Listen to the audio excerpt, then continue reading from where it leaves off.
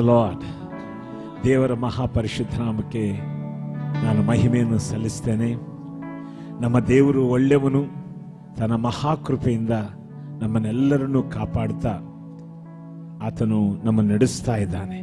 ಅದಕ್ಕಾಗಿ ನಾನು ಕರ್ತನಿಗೆ ಸ್ತೋತ್ರ ಮಾಡ್ತೇನೆ. ಪ್ರೀತಿಯಾದ ಉಡುಪಿ ಮ್ಯಾಂಗ್ಳೂರು ನಮ್ಮ ವಿಶ್ವಾಸಿಗಳನ್ನೆಲ್ಲ ಮತ್ತೊಂದು ಸಾತಿ ಈ ಬುಧವಾರ ಸಾಯಂಕಾಲ ಈ 7:30 ಗಂಟೆ ಪ್ರಾರ್ಥನೆಗೆ ನಿಮ್ಮನ್ನು ಪ್ರೀತಿಪೂರ್ವಕವಾಗಿ ಆಹ್ವಾನಿಸ್ತೇನೆ. ಪ್ರೇರೆ ಬನ್ನಿರಿ, ನಾವೆಲ್ಲರೂ ಕೆಲ ನಿಮಿಷ ಕರ್ತನನ್ನು ಆರಾಧಿಸೋಣ. ಆದ ನಂತರ ದೇವರ ವಾಕ್ಯವನ್ನು ಕೇಳೋಣ. ಹಲ್ಲೆಲೂಯಾ. ಪ್ರಾರ್ಥಿಸೋಣ. ಪ್ರೀತಿಯುಳ್ಳ ಪರಲೋಕದ ತಂದೆಯಾದ ದೇವರೇ, ನಿನ್ನ ವಾಕ್ಯವು ನಮ್ಮನ್ನು ಬ್ರತಿಕಿಸ್ತದೆ. ನಿನ್ನ ವಾಕ್ಯವು ನಮಗೆ ಚೈತನ್ಯ ಕೊಡ್ತದೆ. ಕರ್ತನೇ, ನಿನ್ನ ಬಳಿಗೆ ಬಂದು ಸ್ವಾಮಿ ಈ ದಿನ ನಾವು ನಿನ್ನನ್ನು ಆರಾಧಿಸಿ ನಿನ್ನ ವಾಕ್ಯಗಳನ್ನು ಕೇಳಲಿಕ್ಕೆ ಹೋಗ್ತಿರುವಾಗ ನಮ್ಮ ಸಂಗಡ ಮಾತನಾಡಯ್ಯ. ಕುಗ್ಗಿ ಹೋದ ಪ್ರತಿಯೊಬ್ಬ ಹೃದಯವು ಕರ್ತನೇ ಈ ದಿನ ಬಲಗೊಳ್ಳುವಂತೆ ಸಹಾಯ ಮಾಡು. ಕರ್ತನೇ, ಈ ಲೋಕದಲ್ಲಿ ಯಾರು ನಮ್ಮ ಸಂಗಡ ಇರದಿದ್ರು ಆತನು ಇದ್ದಾನೆಂಬ ಧೈರ್ಯದಿಂದ, ನೀನಿದ್ದೀಗೆಂಬ ಧೈರ್ಯದಿಂದ ನಿನಗಾಗಿ ಬ್ರತಕಲು ಸಹಾಯ ಮಾಡು. ಕರ್ತನೇ, ಈ ದಿನ ಆರಾಧನೆಯನ್ನು ಸಂದೇಶವನ್ನು ನಿನ್ನ ಕೈಗೊಪ್ಪಿಸಿಕೊಡ್ತಾ ಯೇಸುವಿನ ನಾಮದಲ್ಲಿ ಬೇಡಿದ್ದೇನೆ, ಪ್ರೀತಿಯುಳ್ಳ ಪರಲೋಕದ ತಂದೆಯೇ, ಆಮೇನ್. ನಾವೀಗ ಕರ್ತನನ್ನು ಸ್ತುತಿಸೋಣ. ಮೊದಲನೇದಾಗಿ, ಕರ್ತನೇ, ದೇವರಲ್ಲಿ ನಿನಗೆ ಸಮಾನರು ಯಾರು? ಪ್ರೇರೆ, ಆತನ ಬಿಟ್ಟರೆ ಬೇರೆ ಯಾರಿಲ್ಲ. ಆದರೆ ಮನುಷ್ಯ ಭಾಷೆಗಳಲ್ಲಿ ನಾವೀಗ ನಿನಗೆ ಸಮಾನನು ಯಾರು, ಅನೇಕ ಸಾರಿ ನಿನಗೆ ಸಮಾನನು ಯಾರು ಅಂತ ಹೇಳುವಾಗ ಇನ್ನೊಬ್ಬ ವ್ಯಕ್ತಿಯನ್ನು ನಿಲ್ಲಿಸಿ ಹೇಳಬೇಕು.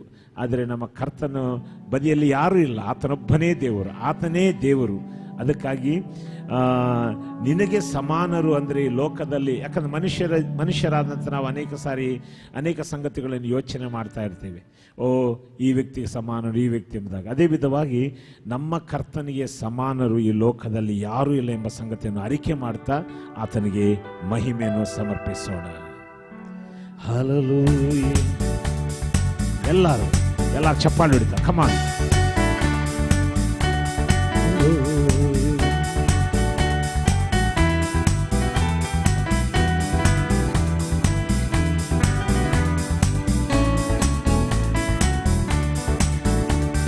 ಕರ್ತನೇ, ದೇವರಲ್ಲಿ ನಿನಗೆ ಸಮಾನ ಯಾರು? ಆಕಾಶದಲ್ಲೂ ಭೂಮಿಯಲ್ಲೂ ನಿನಗೆ ಸಮಾನ ಯಾರು? ಕರ್ತನೇ, ದೇವರಲ್ಲಿ ನಿನಗೆ ಸಮಾನ ಯಾರು? ಆಕಾಶದಲ್ಲೂ ಭೂಮಿಯಲ್ಲೂ ನಿನಗೆ ಸಮಾನ ಯಾರು? ನಿನಗೆ ಸಮಾನ ಯಾರು? ನಿನಗೆ ಸಮಾನ ಯಾರು? ನಿನಗೆ ಸಮಾನ ಯಾರು? ನಿನಗೆ ಸಮಾನ ಯಾರು? ಆಕಾಶದಲ್ಲೂ ಭೂಮಿಯಲ್ಲೂ ನಿನಗೆ ಸಮಾನ ಯಾರು? ಹಲ್ಲೆಲೂಯಾ. ಆಕಾಶದಲ್ಲೂ ಭೂಮಿಯಲ್ಲೂ ನಿನಗೆ ಸಮಾನ ಯಾರು? ಕೆಂಪು ಸಮುದ್ರವ ಹೊಡೆದು ನಿನ್ನ ಜನರನ್ನು ನಡೆಸಿದೆ ನೀ. ಕೆಂಪು ಸಮುದ್ರವ ಹೊಡೆದು ನಿನ್ನ ಜನರನ್ನು ನಡೆಸಿದೆ ನೀ. ನೀನೆ ಶಕ್ತನು, ಸರ್ವಶಕ್ತನು, ನಿನ್ನ ವಾಕ್ಯವು ಬದಲಾಗದು. ನೀನೆ ಶಕ್ತನು, ಸರ್ವಶಕ್ತನು, ನಿನ್ನ ವಾಕ್ಯವು ಬದಲಾಗದು. ನಿನಗೆ ಸಮಾನ ಯಾರು? ನಿನಗೆ ಸಮಾನ ಯಾರು? ನಿನಗೆ ಸಮಾನ ಯಾರು? ಹಲ್ಲೆಲೂಯಾ. ನಿನಗೆ ಸಮಾನ ಯಾರು? ಆಕಾಶದಲ್ಲೂ ಭೂಮಿಯಲ್ಲೂ ನಿನಗೆ ಸಮಾನ ಯಾರು? ಆಕಾಶದಲ್ಲೂ ಭೂಮಿಯಲ್ಲೂ ನಿನಗೆ ಸಮಾನ ಯಾರು? ಪರಲೋಕ ಮನ್ನವ ನೀಡಿ ನಿನ್ನ ಜನರನ್ನು ಪೋಷಿಸಿದೆ. ಪರಲೋಕ ಮನ್ನವ ನೀಡಿ ನಿನ್ನ ಜನರನ್ನು ಪೋಷಿಸಿದೆ. ನಿನ್ನ ನಿನ್ನಂತೆ ಯಾರುಂಟು ಎಲ್ಲ ಜನರನ್ನು ಪ್ರೀತಿಸಲು ನಿನ್ನಂತೆ ಯಾರುಂಟು ಎಲ್ಲ ಜನರನ್ನು ಪ್ರೀತಿಸಲು ನಿನಗೆ ಸಮಾನ ಯಾರು ನಿನಗೆ ಸಮಾನ ಯಾರು ನಿನಗೆ ಸಮಾನ ಯಾರು ನಿನಗೆ ಸಮಾನ ಯಾರು ಆಕಾಶದಲ್ಲೂ ಭೂಮಿಯಲ್ಲೂ ನಿನಗೆ ಸಮಾನ ಯಾರು ಆಕಾಶದಲ್ಲೂ ಭೂಮಿಯಲ್ಲೂ ನಿನಗೆ ಸಮಾನ ಯಾರು ಬಂಡೆಯನ್ನು ನೀನು ಸೀಳಿ ನಿನ್ನ ಜನರ ದಾಹನಿಗಿದೆ ಬಂಡೆಯನ್ನು ನೀನು ಸೀಳಿ ನಿನ್ನ ಜನರ ದಾಹನಿಗಿದೆ ನಿನ್ನ ನಾಮದ ಅತಿಶಯ ಯಾವಾಗಲೂ ರಕ್ಷಿಸುವೆ ನಿನ್ನ ನಾಮದ ಅತಿಶಯ ಯಾವಾಗಲೂ ರಕ್ಷಿಸುವೆ ನಿನಗೆ ಸಮಾನ ಯಾರು ನಿನಗೆ ಸಮಾನ ಯಾರು ನಿನಗೆ ಸಮಾನ ಯಾರು ನಿನಗೆ ಸಮಾನ ಯಾರು ಆಕಾಶದಲ್ಲೂ ಭೂಮಿಯಲ್ಲೂ ನಿನಗೆ ಸಮಾನ ಯಾರು ಆಕಾಶದಲ್ಲೂ ಭೂಮಿಯಲ್ಲೂ ನಿನಗೆ ಸಮಾನ ಯಾರು ಕರ್ತಾನೇ ದೇವರಲ್ಲಿ ನಿನಗೆ ಸಮಾನ ಯಾರು ಆಕಾಶದಲ್ಲೂ ಭೂಮಿಯಲ್ಲೂ ನಿನಗೆ ಸಮಾನ ಯಾರು ಕರ್ತಾನೇ ದೇವರಲ್ಲಿ ನಿನಗೆ ಸಮಾನ ಯಾರು ಆಕಾಶದಲ್ಲೂ ಭೂಮಿಯಲ್ಲೂ ನಿನಗೆ ಸಮಾನ ಯಾರು Hallelujah, hallelujah, hallelujah, we worship you Lord, hallelujah. ನಿನಗೆ ಸಮಾನರು ಯಾರು ಸ್ವಾಮಿ ಅಸಮಾನ ದೈವವೇ ನಿಮಗೆ ಆರಾಧನೆ hallelujah, hallelujah. Thank you Jesus, thank you Lord, hallelujah. ನಿನಗೆ ಸಮಾನ ಯಾರು ಯೆಸಯ್ಯ ನಿನಗೆ ಸಮಾನ ಯಾರು ಎಲ್ಲರೂ ಹೇಳೋಣ ನಿನಗೆ ಸಮಾನ ಯಾರು ನಿನಗೆ ಸಮಾನ ಯಾರು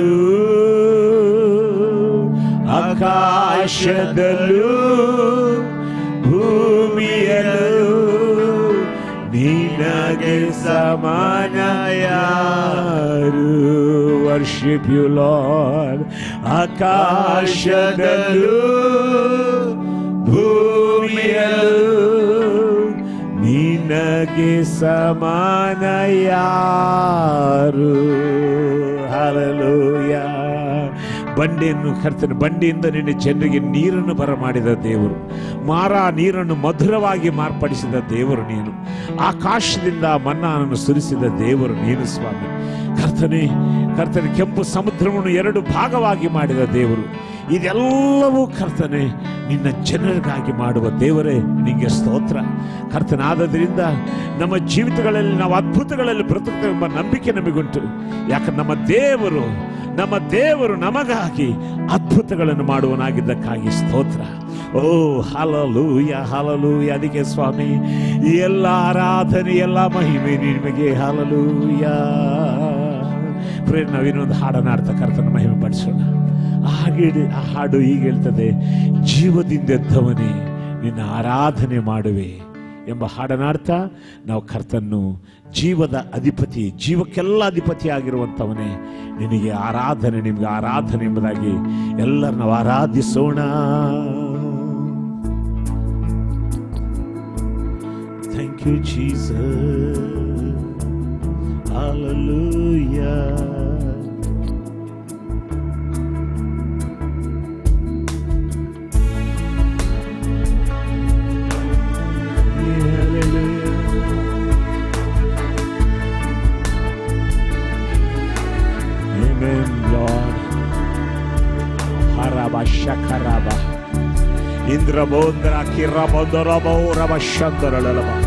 ನಿಜಕ್ಕೂ ನಿನ್ನ ಆರಾಧನೆಗೆ ಯೋಗ್ಯನೇ.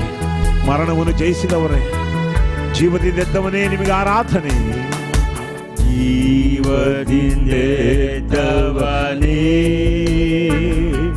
ನಿನ್ನ ಆರಾಧನೆ ಮಾಡುವೆ. ಜೀವದ ಅಧಿಪತಿಯೇ ನಿನ್ನ ಆರಾಧನೆ ಮಾಡುವೆ.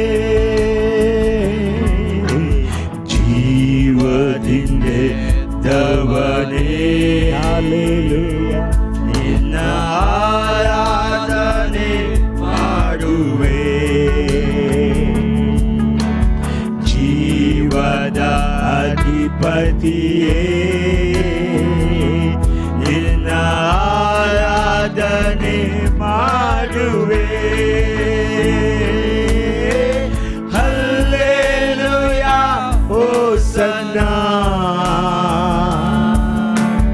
ಹಲ್ಲೆಲೂಯಾ ಹೋಸನ್ನ ರಬಕುರಬಶತರಳಲಬ ಹಲ್ಲೆಲೂಯಾ ಹೋಸನ್ನ ಹಲ್ಲೆಲೂಯಾ ಹೋಸನ್ನ.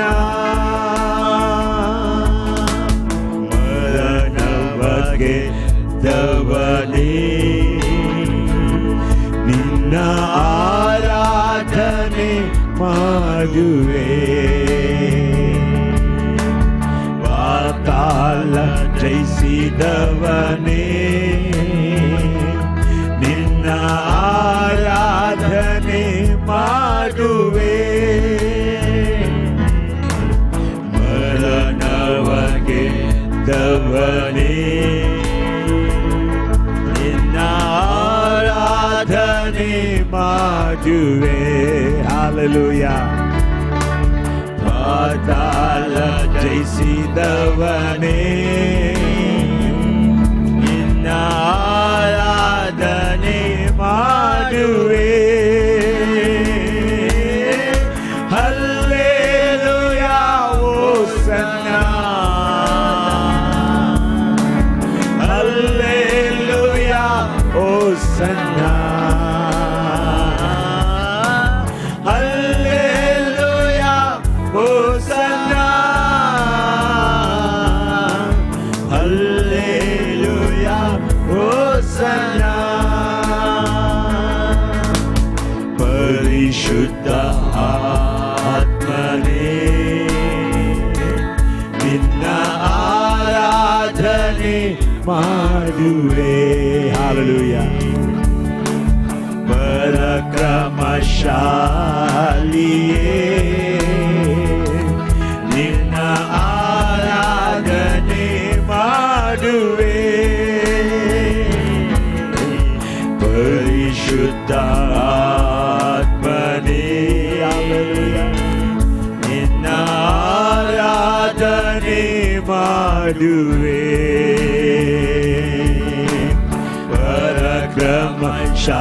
ಪರಾಕ್ರಮಶಾಲಿಯೇ ನಿಮ್ಮ ಆರಾಧನೆ ಮಾಡುವೆ. Hallelujah hosanna hallelujah hosanna hallelujah hallelujah hosanna hallelujah hosanna hallelujah hosanna hallelujah hosanna hallelujah hosanna hallelujah hosanna.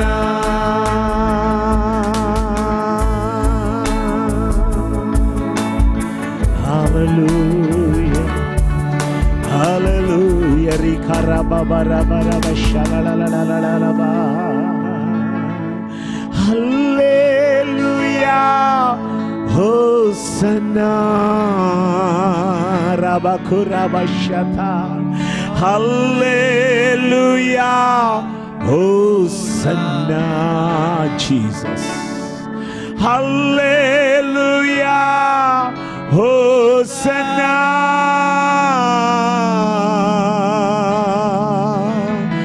Hallelujah, Hosanna, Yesaya.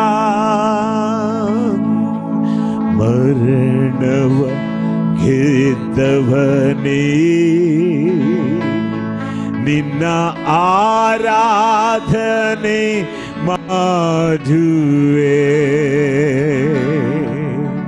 ಪಾತಾಳ ಜಯಿಸಿದವನೇ ನಿನ್ನ ಆರಾಧನೆ ಮಾಡುವೆ. ಹಲ್ಲೆಲೂಯಾ. ಮರಣವ ಗೆದ್ದವನೇ ನಿನ್ನ ಆರಾಧನೆ ಮಾಡುವೆ. ಹಲ್ಲೆಲೂಯಾ. ಪಾತಾಳ ಜಯಿಸಿದವನೇ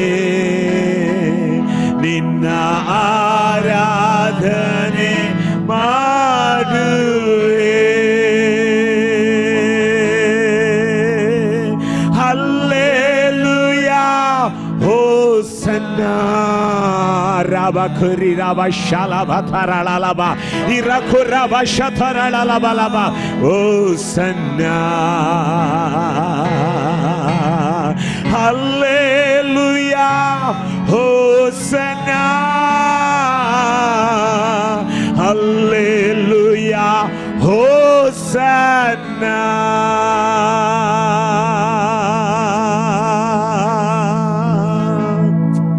ಎಲ್ಲ ಆರಾಧನೆಗೆ ಯೋಗ್ಯತೆ ನಿನಗೆ ಮಹಿಮೆಗಳಯ್ಯ. ಮರಣವು ಮನುಷ್ಯರನ್ನು ಭಯಪಡಿಸ್ತಿರುವಂತ ಮರಣವನ್ನು ನೀನು ಜಯಿಸಿ, ಕರ್ತನೆ ಪಾತಾಳವನ್ನು ಜಯಿಸಿ, ತಂದೆಯ ಬಲಪಾರ್ಶ್ವದಲ್ಲಿ ಯುಗ ಯುಗಗಳಲ್ಲಿ ಸಜೀವನಾಗಿರ್ತಿರುವಂತ ನಮ್ಮ ರಕ್ಷಕನೇ ನಿಮಗೆ ಸ್ತೋತ್ರ. ನೀನು ಮರಣವನ್ನು ಜಯಿಸೆದ್ದು ಬಂದಿರುವುದರಿಂದ ನಾವು ಕೂಡ ಮರಣವನ್ನು ಜಯಿಸಿ ಬರ್ತೇವೆ ಎಂಬುದಕ್ಕಾಗಿ, ನಾವು ಕೂಡ ನಿನ್ನ ಸಂಗಡ ಜೀವಂತವಾಗಿರುತ್ತೇವೆ ಎಂಬುದಕ್ಕಾಗಿ ಕರ್ತನೆ ನೀನು ತೋರಿಸಿಕೊಟ್ಟಿದ್ದಕ್ಕಾಗಿ ಸ್ತೋತ್ರ ಮಾಡ್ತೇವೆ. ಈ ಜೀವವುಳ್ಳ ನಿರೀಕ್ಷೆ ನಿನ್ನ ಮೇಲೆ ತುಂಬಿಸಿದ್ದಕ್ಕಾಗಿ ನಿಮಗೆ ಸ್ತೋತ್ರ. ಕರ್ತನೆ, ಈ ಬೆಳಗಿನ ಸಮಯದಲ್ಲಿ, ಕರ್ತನೆ ಈ ಸಾಯಂಕಾಲ ಸಮಯದಲ್ಲಿ ನಿನಗೆ ಆರಾಧನೆ, ನಿನಗೆ ಆರಾಧನೆ, ನಿನಗೆ ಮಹಿಮೆ ಸ್ವಾಮಿ. ಮುಂದಿರುವ ವಾಕ್ಯ ಭಾಗವನ್ನು ಕೂಡ ನೀನು ಕೈಗೊಪ್ಪಿಸಿಕೊಡ್ತಾ ನಿನಗೆ ಘನ ಮಾನ ಮಹಿಮೆಗಳನ್ನು ಸಮರ್ಪಿಸ್ತಾ ಯೇಸು ಪರಿಶುದ್ಧ ನಾಮದಲ್ಲಿ ಈ ಸ್ತುತಿ ಆರಾಧನೆಗೆ ಸಮರ್ಪಿಸಿದ್ದೇನೆ, ಪ್ರೀತಿಯುಳ್ಳ ಪರಲೋಕದ ತಂದೆಯೇ. Amen, amen, amen. Praise the Lord. ದೇವರ ಮಹಾಪರಿಶುದ್ಧ ನಾಮಕ್ಕೆ ಮಹಿಮೆ ಉಂಟಾಗಲಿ.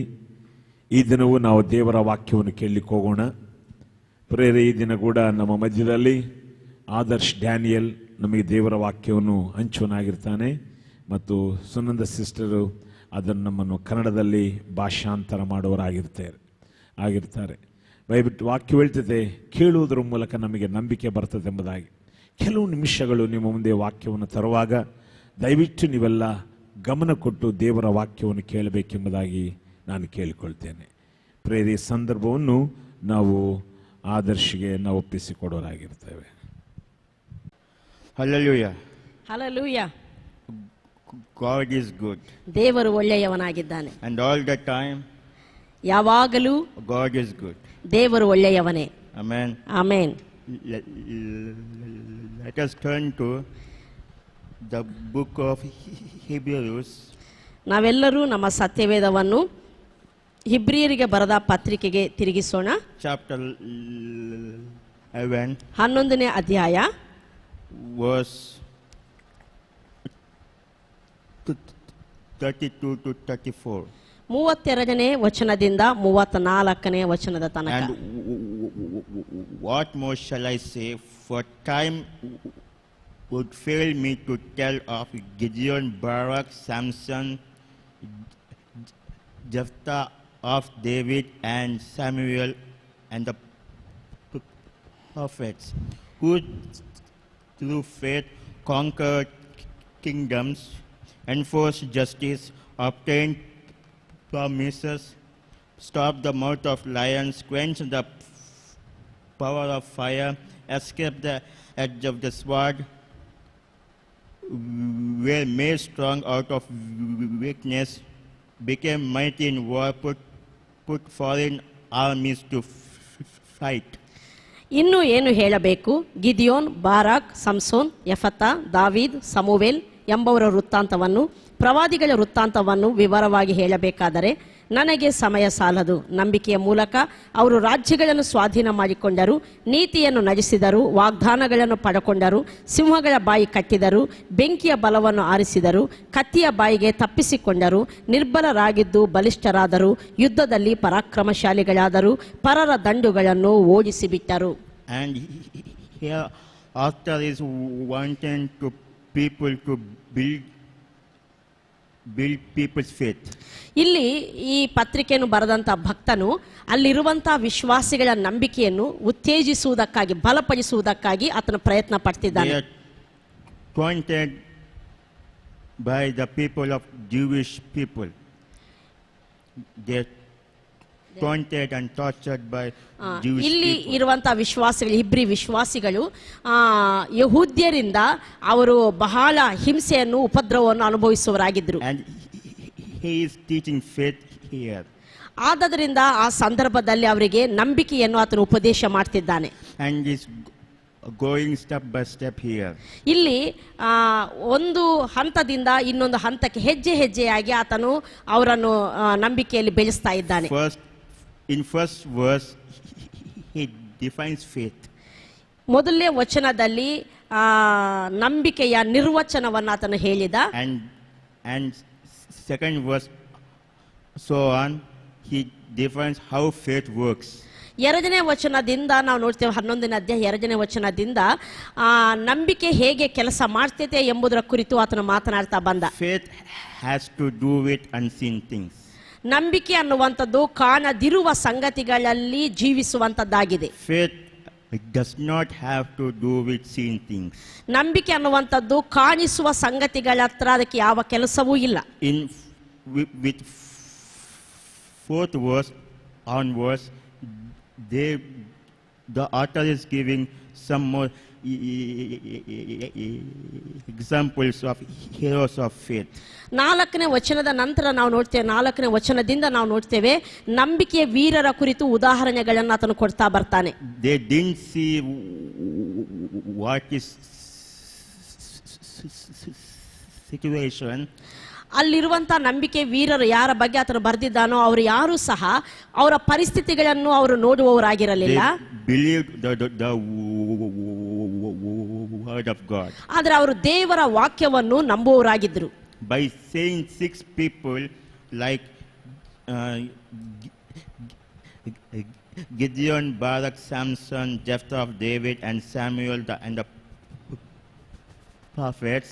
ಇಲ್ಲಿ ನಾವು ನೋಡ್ತೇವೆ ಗಿದಿಯೋನ್, ಬಾರಾಕ್, ಸಂಸೋನ್, ಯೆಫತ, ದಾವೀದ್, ಸಮುವೇಲ್ ಮತ್ತು ಪ್ರವಾದಿಗಳು. The author is telling to people there is no time to quote that people. ಇಲ್ಲಿ ಈ ಪತ್ರಿಕೆಯನ್ನು ಬರೆದಂತ ಭಕ್ತನು ಇವರ ಕುರಿತು ವಿವರವಾಗಿ ಹೇಳಲಿಕ್ಕೆ ಸಮಯ ಸಾಕಾಗುವುದಿಲ್ಲ ಅಂತ ಹೇಳ್ತಾ ಇದ್ದಾನೆ. And he goes whole to the Old Testament. ಇಲ್ಲಿ ಇವರ ಕುರಿತು ಹೇಳ್ತಾ ಆತನು ಹಳೆಯ ಒಡಂಬಡಿಕೆಯನ್ನೆಲ್ಲ ಆತನು ಸುತ್ತುವರೆದು ಬಂದಿರ್ತಾನೆ. And here we see that 9 achievement of faith. ಇಲ್ಲಿ ಈ ವಚನಗಳಲ್ಲಿ 32ರಿಂದ ಇಲ್ಲಿ ನಾವು ನೋಡುವಾಗ ನಂಬಿಕೆಯ ಸಾಧನೆಗಳು, ನಂಬಿಕೆಯಿಂದ ಭಕ್ತರು ಸಾಧಿಸಿರುವಂತಹ 9 ಸಂಗತಿಗಳ ಕುರಿತು ಇಲ್ಲಿ ಉಲ್ಲೇಖಿಸಲ್ಪಟ್ಟಿದೆ. And before we learn that, ಇದನ್ನು ನಾವು ಕಲಿಯುವುದಕ್ಕಿಂತ ಮುಂಚೆ first week I told you conquer the kingdoms. ಈ 9 ಸಾಧನೆಗಳಲ್ಲಿ ಕಳೆದ ವಾರಗಳಲ್ಲಿ ಮೊದಲನೇದಾಗಿ ನಾನು ಹೇಳಿದೆ, ಅವರು ನಂಬಿಕೆಯ ಮೂಲಕ ರಾಜ್ಯಗಳನ್ನು ಸ್ವಾಧೀನ ಮಾಡಿಕೊಂಡರು. How do we understand conquering kingdoms in our context? ನಮ್ಮ ಜೀವನಕ್ಕೆ ಸಂಬಂಧಪಟ್ಟ ಹಾಗೆ ನಾವು ನಂಬಿಕೆಯ ಮೂಲಕ ಜಯಿಸುವಂತ ರಾಜ್ಯಗಳು ಯಾವುದು ಎಂಬುದಾಗಿ ನಾವು ನೋಡಿಕೊಂಡೆವು. In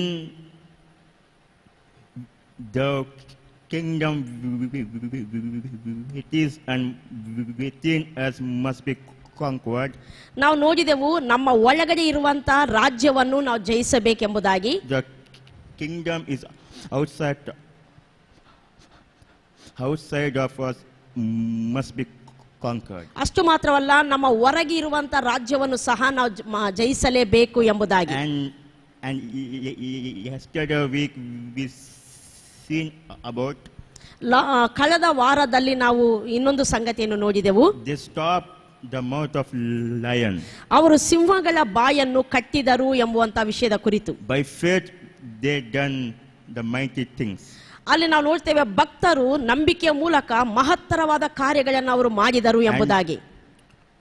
Today we talk about ಇವತ್ತು ನಾವು enforce justice. ನೀತಿಯನ್ನು ನಡೆಸಿದರು, ಅವರು ನಂಬಿಕೆ ಮೂಲಕ ನೀತಿಯನ್ನು ನಡೆಸಿದರು And obtain promises.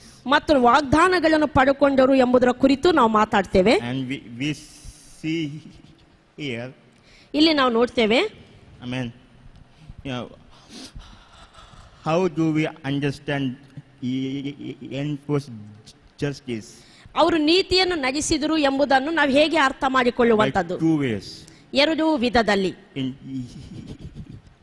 historical events, ಚರಿತ್ರದಲ್ಲಿ ನಡೆದಂತ ಸಂಗತಿಗಳ ಮೂಲಕವಾಗಿ, by seeing spiritual lessons. ಅವುಗಳ ಮೂಲಕ ನಾವು ಮತ್ತು ಅವುಗಳನ್ನು ನಾವು ಆತ್ಮೀಕ ಜ್ಞಾನ, ಆತ್ಮೀಕ ರೀತಿಯಲ್ಲಿ ನಾವು ಅದನ್ನು ತಿಳ್ಕೊಳ್ಳುವುದರ ಮೂಲಕವಾಗಿ. Now we want to talk about enforce justice. ಅವರು ನೀತಿಯನ್ನು ನಡೆಸಿದರು ಎಂಬುದರ ಕುರಿತು ಈಗ ನಾನು ಮಾತನಾಡ್ತೇನೆ. One of the great example is Joshua. ಇದಕ್ಕೆ ಒಂದು ಅದ್ಭುತವಾದಂತ ಉದಾಹರಣೆ ಯಾರಂದ್ರೆ ಯೆಹೋಶುವ. When Joshua conquered kingdoms and defeated the enemy, ನಾವು ನೋಡ್ತೇವೆ, ಯೆಹೋಶುವನು ಅವನು ರಾಜ್ಯಗಳನ್ನು ಸ್ವಾಧೀನ ಮಾಡಿಕೊಂಡು ಶತ್ರುಗಳನ್ನು ಜಯಿಸಿದಾಗ he destroyed all their belongings. ಅಲ್ಲಿ ನಾವು ನೋಡ್ತೇವೆ, ಶತ್ರು ರಾಜ್ಯಗಳನ್ನು ಸೋಲಿಸಿ ಶತ್ರುಗಳನ್ನು ಸೋಲಿಸಿದಾಗ ಅವರಿಗೆ ಸಂಬಂಧಪಟ್ಟ ಪ್ರತಿ ಒಂದೊಂದನ್ನು ಆತನು ನಾಶಪಡಿಸಿದನು. The judgment of Canaanites is awaiting for long period. ಅಲ್ಲಿ ನಾವು ನೋಡ್ತೇವೆ, ಯೆಹೋಶುವ ಸ್ವಾಧೀನ ಮಾಡಿಕೊಂಡಂತ ಕಾನಾನ್ ದೇಶದ ಜನರ ನ್ಯಾಯ ತೀರ್ಪು ಅವರಿಗೋಸ್ಕರ ಬಹಳ ದಿನದಿಂದ ಕಾಯ್ತಾ ಇತ್ತು. For they were so wicked people. ಅವರು ಬಹಳ ದುಷ್ಟ ಜನರಾಗಿದ್ರು. And God sent the judgment on Canaanites. ಆದ್ದರಿಂದಲೇ ಆ ಕಾನಾನಿಯರ ಮೇಲೆ ದೇವರು ತನ್ನ ನ್ಯಾಯ ತೀರ್ಪನ್ನು ಕಳಿಸಿದಾತನಾಗಿದ್ದ. Those people were offering their own children to sacrifice. ಅವರು ಬಲಿಗಳಿಗಾಗಿ ತಮ್ಮ ಸ್ವಂತ ಮಕ್ಕಳನ್ನೇ ಬಲಿ ಕೊಡುವಂತವರಾಗಿದ್ರು. And done all evil practices. ಅಷ್ಟು ಮಾತ್ರ ಅಲ್ಲ, ಬಹಳ ಕೆಟ್ಟದಾದಂತ ಆಚರಣೆಗಳನ್ನು, ದುಷ್ಟವಾದಂತ ಆಚರಣೆಗಳನ್ನು ಅನುಸರಿಸುವವರಾಗಿದ್ರು. And God waited patiently for a long time. Finally God sent a judgment on them by using people of Israelites. ಅವರ ಆ ಕಾನಾನೀರು ದುಷ್ಟತನದಲ್ಲಿ ನಡೀತಿರುವ ಕಾನಾನೀರಿಗಾಗಿ ಬಹಳ ಸಮಯ, ದೀರ್ಘಕಾಲ ದೇವರು ಅವರನ್ನು ಸಹನೆಯಿಂದ ಸಹಿಸಿಕೊಂಡಿದ್ದ. ಆದರೆ ಕಡೆಯದಾಗಿ ಅವರ ಮೇಲೆ ನ್ಯಾಯ ತೀರ್ಪನ್ನು ಕಳಿಸ್ತಾನೆ ಇಸ್ರಾಯೇಲರ ಮೂಲಕವಾಗಿ. And people of Israel got gone into enemies territory and conquered and defeated all the kingdoms. ಇಲ್ಲಿ ನಾವು ನೋಡ್ತೇವೆ ಇಸ್ರಾಯೇಲ್ಯರು ಅವರು ಶತ್ರು ರಾಜ್ಯಗಳಲ್ಲಿ ಹೊಕ್ಕಿ ಅವರನ್ನು ಸೋಲಿಸಿ ಅವರ ರಾಜ್ಯಗಳನ್ನು ಅವರು ಸ್ವಾಧೀನ ಪಡಿಸಿಕೊಂಡರು. When Joshua conquered kingdoms and defeated the kings, it is an enforced justice. ಅಲ್ಲಿ ನಾವು ನೋಡ್ತೇವೆ ಯೆಹೋಶುವನು ಯಾವಾಗಾದ್ರೆ ಕಾನಾನ್ ದೇಶವನ್ನು ಸ್ವಾಧೀನ ಮಾಡಿಕೊಂಡು ಅಲ್ಲಿರುವಂತಹ ರಾಜರನ್ನು ಸೋಲಿಸಿದನೋ ನಾವು ನೋಡ್ತೇವೆ ಆತನ ನೀತಿಯನ್ನು ನಡೆಸಿದನು ಎಂಬುದು ಅದರ ಅರ್ಥವಾಗಿದೆ. Joshua was a representative of God. ಅಲ್ಲಿ ಯೆಹೋಶುವನು ದೇವರನ್ನು ಪ್ರತಿನಿಧಿಸುವಂತಾತನಾಗಿದ್ದಾನೆ. Bringing judgment of God by the nation, in the nation. ಆ ರಾಜ್ಯಗಳಲ್ಲಿ ದೇವರ ನ್ಯಾಯ ತೀರ್ಪನ್ನು ಆತನು ತಗೊಂಡು ಬಂದಾತನಾಗಿದ್ದಾನೆ. Those people are so obedient, disobedient. ಆ ಕಾನಾನ್ ದೇಶದ ಜನರು ದೇವರಿಗೆ ಬಹಳ ಅವಿಧೇಯರಾದಂತ ಜನರಾಗಿದ್ರು. Let us read Joshua chapter. ನಾವೆಲ್ಲರೂ ನಮ್ಮ ಸತ್ಯವೇದವನ್ನು ಯೆಹೋಶುವನ ಪುಸ್ತಕಕ್ಕೆ ತಿರುಗಿಸೋಣ. Chapter 11. 11ನೇ ಅಧ್ಯಾಯ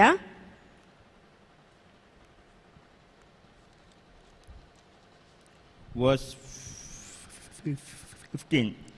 15ನೇ ವಚನವನ್ನು.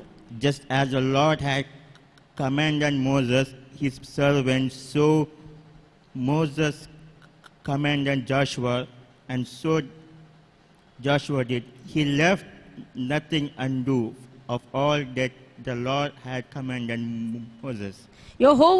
ಯೆಹೋವನ ಸೇವಕನಾದ ಮೋಶೆಯು ದೇವರು ತನಗೆ ಹೇಳಿದ್ದನ್ನೆಲ್ಲ ಯೆಹೋಶುವನಿಗೆ ಹೇಳಿದ್ದನು. ಯೆಹೋಶುವನು ಅದರಂತೆಯೇ ಮಾಡಿದನು.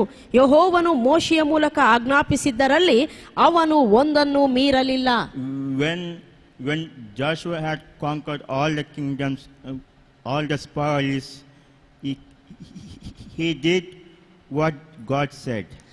ನಾವು ನೋಡ್ತೇವೆ ಯೆಹೋಶುವನು ಅಲ್ಲಿ ಕಾನಾನ್ ದೇಶದ ರಾಜ್ಯಗಳನ್ನೆಲ್ಲ ಸ್ವಾಧೀನ ಮಾಡಿಕೊಂಡು ಅಲ್ಲಿರುವ ಶತ್ರುಗಳನ್ನು ಸೋಲಿಸಿದಾಗ ಆತನು ದೇವರು ಮೋಶೆಗೆ ಹೇಳಿದಂತೆ ಎಲ್ಲವನ್ನು ಆತನು ನೆರವೇರಿಸಿದನು. He left nothing undone. ದೇವರು ಆಜ್ಞಾಪಿಸಿದ್ದನ್ನು ಮಾಡದೆ ಒಂದನ್ನು ಸಹ ಆತನು ಬಿಟ್ಟಿರಲಿಲ್ಲ. Joshua was an enforcer of justice. ಇದರ ಮೂಲಕ ನಮಗೆ ಗೊತ್ತಾಗ್ತದೆ ಯೆಹೋಶುವನು ನೀತಿಯನ್ನು ನಡೆಸಿದನು ಎಂಬುದಾಗಿ. Enforcing justice is not only conquering kingdoms. ನಾವು ನೋಡ್ತೇವೆ ನೀತಿಯನ್ನು ನಡೆಸುವಂತದ್ದು ಅಂತ ಹೇಳುವಾಗ ಬರೀ ರಾಜ್ಯಗಳನ್ನು ಸ್ವಾಧೀನ ಮಾಡಿಕೊಳ್ಳುವಂತದ್ದು ಮಾತ್ರವಲ್ಲ. Yes, it had conquering kingdoms. ಅದು ರಾಜ್ಯಗಳನ್ನು ಸ್ವಾಧೀನ ಮಾಡಿಕೊಳ್ಳುವಂತದ್ದು ಮಾತ್ರವಲ್ಲ. ಆದ್ರೆ second, doing right thing. ಮೊದಲನೇದಾಗಿ ಅದು ರಾಜ್ಯಗಳನ್ನು ಸ್ವಾಧೀನ ಮಾಡಿಕೊಳ್ಳುವಂತದ್ದಾಗಿದೆ. ಆದ್ರೆ ಎರಡನೇದಾಗಿ ನೋಡ್ತೇವೆ ಅಷ್ಟು ಮಾತ್ರವಲ್ಲ, ಸರಿಯಾದ ಸಂಗತಿಗಳನ್ನು ನಮ್ಮ ಜೀವನದಲ್ಲಿ ಮಾಡುವಂತದ್ದಾಗಿದೆ. ಸಮುವೇಲನ ಪುಸ್ತಕ, ಮೊದಲನೇ ಪುಸ್ತಕ, ಚಾಪ್ಟರ್ 24, 24ನೇ ಅಧ್ಯಾಯ, verse 10. 10ನೇ ವಚನ. Behold, this day your eyes have seen how the Lord gave you today into my hand in the cave, and some told me to kill you, but I spared you. I said, I will not put out my hand against my Lord, for he is Lord's anointed. ಈ ಹೊತ್ತು ಯೆಹೋವನು ಗವಿಯಲ್ಲಿ ನಿನ್ನನ್ನು ನನ್ನ ಕೈಗೆ ಒಪ್ಪಿಸಿಕೊಟ್ಟನೆಂಬುದು ಈಗ ನಿನಗೆ ಗೊತ್ತಾಯ್ತಲ್ಲವೋ. ನಿನ್ನನ್ನು ಕೊಂದು ಬಿಡಬೇಕೆಂದು ಕೆಲವರು ನನಗೆ ಹೇಳಿದರು. ಆದರೆ ನಾನು ಅವರಿಗೆ ಯೆಹೋವನ ಅಭಿಷಕ್ತನಾದ ನನ್ನ ಒಡೆಯನ ಮೇಲೆ ಕೈ ಹಾಕುವುದಿಲ್ಲ ಎಂದು ಹೇಳಿ ನಿನ್ನನ್ನು ಉಳಿಸಿದನು. Amen. Amen. This was talking about when Saul is chasing David. ಈ ಒಂದು ವಚನ ಸೌಲನು ದಾವೀದನನ್ನು ಹಿಂಬಾಲಿಸುತ್ತಿರುವಂತಹ ಸಂದರ್ಭದ ಕುರಿತು ಬರೆಯಲ್ಪಟ್ಟಿದೆ. When Saul is chasing David and his man to escape from his sword, Saul's sword. ಇಲ್ಲಿ ನಾವು ನೋಡ್ತೇವೆ ಸೌಲನು ಸತತವಾಗಿ ದಾವೀದನನ್ನು ಕೊಲ್ಲಬೇಕೆಂಬುದಾಗಿ ಹಿಂಬಾಲಿಸ್ತಾ ಇದ್ದ ಸೈನ್ಯದೊಂದಿಗೆ. ಆದ್ರೆ ಪ್ರತಿ ಸಾರಿ ದಾವೀದನು ಸೌಲನ ಕತ್ತಿಗೆ ಆತನು ತಪ್ಪಿಸಿಕೊಳ್ತಾ ಇದ್ದ. And one day, David man hides in cave. ಒಂದು ದಿನ ದಾವೀದನು ಗವಿಯಲ್ಲಿ ಆತನು ನೋಡ್ತಾನೆ. And Saul also came into that cave. ದಾವೀದನು ಒಂದು ಗವಿ ಹತ್ರ ಆತನು ಬರ್ತಾನೆ. ಸೌಲನು ಸಹ ಅದೇ ಗವಿ ಹತ್ರ ಬಂದಿರುವ ಆತನಾಗಿರ್ತಾನೆ. And people of David told that God has given your enemy into your hands. ಇಲ್ಲಿ ನಾವು ನೋಡ್ತೇವೆ ಗವಿಯಲ್ಲಿ ಅಡಗಿಕೊಂಡಂತ ಸೌಲನ ಬಳಿಯಲ್ಲಿ ದಾವೀದನು ಬರ್ತಾನೆ. ಆಗ ದಾವೀದನ ಜನರು ದಾವೀದನಿಗೆ ಹೇಳ್ತಾರೆ, ಇಗೋ ನಿನ್ನ ಶತ್ರುವನ್ನು ಯೆಹೋವನು ನಿನ್ನ ಕೈಗೆ ಒಪ್ಪಿಸಿಕೊಟ್ಟಿದ್ದಾನೆ. The people of David says that Saul is unjust for you. ಆ ದಾವೀದನ ಹತ್ರ ಹೇಳ್ತಿದ್ದಾರೆ, ಸೌಲನು ನಿನಗೆ ಕೇವಲ ಅನ್ಯಾಯವಾಗಿ ನಡೆದುಕೊಳ್ತಿದ್ದಾನೆ. Saul is very jealous for you. ಸೌಲನು ನಿನ್ನ ಬಗ್ಗೆ ಬಹಳ ದ್ವೇಷ ಈರ್ಷ್ಯ ಉಳ್ಳವನಾಗಿದ್ದಾನೆ. And this time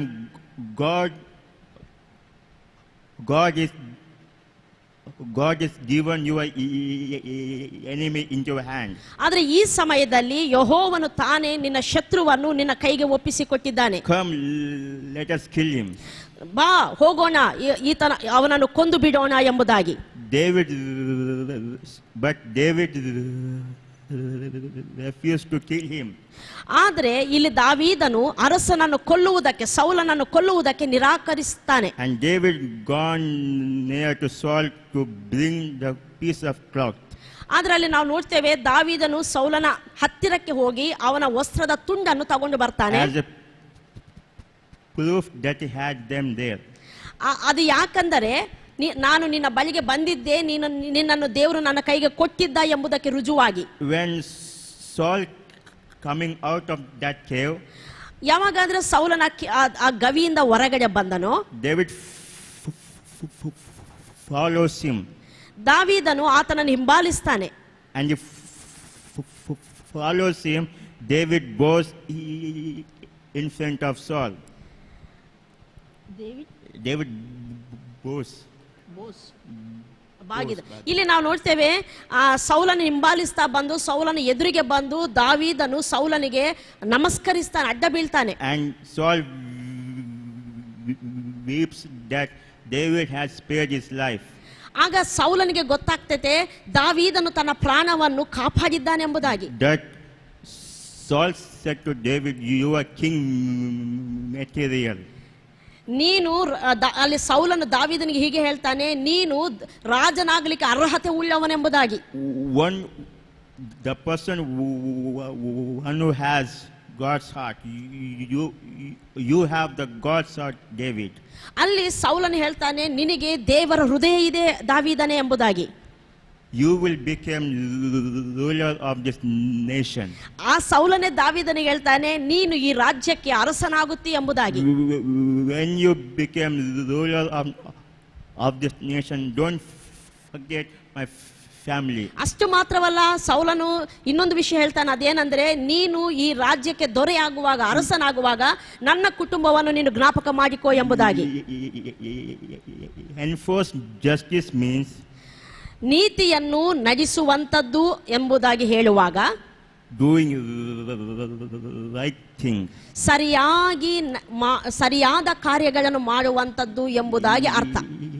It is not about conquering kingdoms. ಅದು ಬರೀ ರಾಜ್ಯಗಳನ್ನು ಗೆಲ್ಲುವಂತದ್ದು, ಸ್ವಾಧೀನಪಡಿಸಿಕೊಳ್ಳುವಂತದ್ದು ಮಾತ್ರವಲ್ಲ, but it has to do with doing right thing. ಅಷ್ಟು ಮಾತ್ರವಲ್ಲದೆ ಅದು ಸರಿಯಾದ ಕಾರ್ಯಗಳನ್ನು ಮಾಡುವಂತದ್ದು ಸಹ ಆಗಿರುತ್ತದೆ. Doing right thing before God. ದೇವರ ಎದುರಿನಲ್ಲಿ ಸರಿಯಾದ ಕಾರ್ಯಗಳನ್ನು ಮಾಡುವಂತದ್ದಾಗಿದೆ. David actions are pleasing to God. ಇಲ್ಲಿ ನಾವು ನೋಡ್ತೇವೆ ದಾವೀದನ ಕಾರ್ಯಗಳು, ದಾವೀದನ ನಡತೆ ದೇವರಿಗೆ ಮೆಚ್ಚುಗೆಯಾಗಿತ್ತು. By faith, when you have right thinking before God in all situation of your life.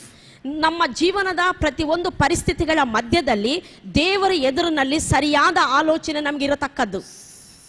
2 Samuel, let us turn to the book of 2 Samuel. ನಾವೆಲ್ಲರೂ ನಮ್ಮ ಸತ್ಯವೇದವನ್ನು ಸಮುವೇಲನ 2ನೇ ಗ್ರಂಥಕ್ಕೆ ತಿರುಗಿಸೋಣ. Chapter 8, 8ನೇ ಅಧ್ಯಾಯ verse 15. 15ನೇ ವಚನ. 2ನೇ ಸಮುವೇಲ 8ನೇ ಅಧ್ಯಾಯ 15ನೇ ವಚನ. ದಾವೀದನು ಇಸ್ರಾಯೇಲರ ಅರಸನಾಗಿ ಎಲ್ಲಾ ಪ್ರಜೆಗಳಿಗೂ ಧರ್ಮ ತಪ್ಪದೆ ನ್ಯಾಯ ತೀರಿಸುತ್ತಿದ್ದನು. Amen. Amen. Here, David became ruler of that nation. ಇಲ್ಲಿ ನಾವು ನೋಡ್ತೇವೆ ದಾವೀದನು ಈಗ ಇಸ್ರಾಯೇಲರ ದೇಶಕ್ಕೆ ಅರಸನಾಗಿದ್ದಾನೆ. And David did justice and justice and equity for the nation. ಇಲ್ಲಿ ನಾವು ನೋಡ್ತೇವೆ ದಾವೀದನು ಎಲ್ಲಾ ಪ್ರಜೆಗಳಿಗೂ ಧರ್ಮ ತಪ್ಪದೆ ನ್ಯಾಯವನ್ನು ತೀರಿಸುತ್ತಾ ಇದ್ದನು ಎಂಬುದಾಗಿ. Because David had God kind of heart. ಯಾಕಂದರೆ ದಾವೀದನಿಗೆ ದೇವರಂತಹ ಮನಸ್ಸು ಆತನಿಗಿತ್ತು. Because David had God mind.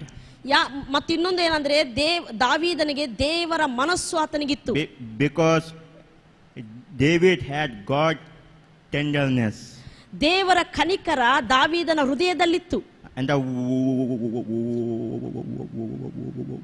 word of God says that ದೇವರ ವಾಕ್ಯವಾದನ್ನು ಹೇಳ್ತೈತೆ. his gentleness made great.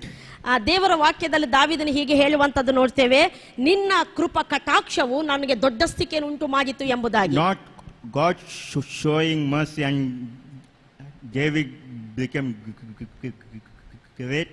ಈ ಒಂದು ವಾಕ್ಯದ ಅರ್ಥವೇನೆಂದ್ರೆ ದೇವರ ಕೃಪೆ ದಾವೀದನನ್ನು ಉನ್ನತಿಗೆ ತಂದಿತು ಎಂಬುದಾಗಿ ಮಾತ್ರವಲ್ಲ, God thought became David thought. ಅದು ಮಾತ್ರವಲ್ಲ, ದೇವರ ಕನಿಕರ ದಾವೀದನ ಹೃದಯದಲ್ಲಿ ಇರುವುದರಿಂದ ಆ ಕನಿಕರದಿಂದ ಆ ದೇವರ ಮನಸ್ಸಿನಿಂದ ದಾವೀದನು ಉನ್ನತಿಗೆ ಬಂದನು ಎಂಬುದಾಗಿ. And that's why he is done great work. ಆದದರಿಂದಲೇ ದೇವರ ಕನಿಕರ ದೇವರ ಮನಸ್ಸು ದಾವೀದನಿಗೆ ಇರುವುದರಿಂದಲೇ ದಾವೀದನು ದೊಡ್ಡ ಕಾರ್ಯಗಳನ್ನು ಮಾಡಿದನು. What is